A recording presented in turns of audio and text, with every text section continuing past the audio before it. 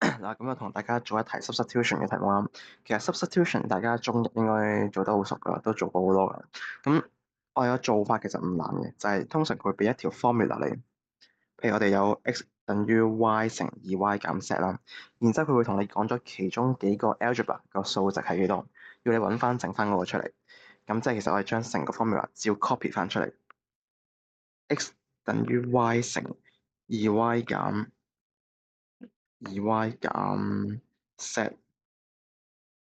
然之後我將所有嘅 x 將佢轉成32，將 y 轉成4，咁即係會變成32等於4乘2乘4減 z。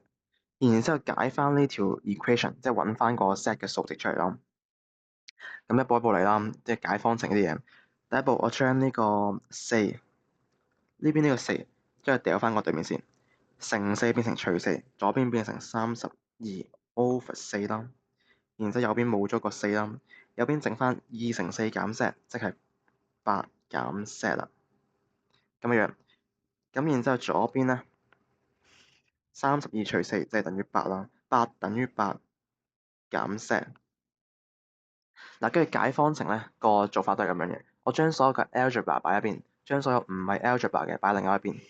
咁即係我將呢一個8掉過對面，就會變成負 z 等於8減8。係啦，掉過對面加變減，減變加，乘變除，除變乘啦。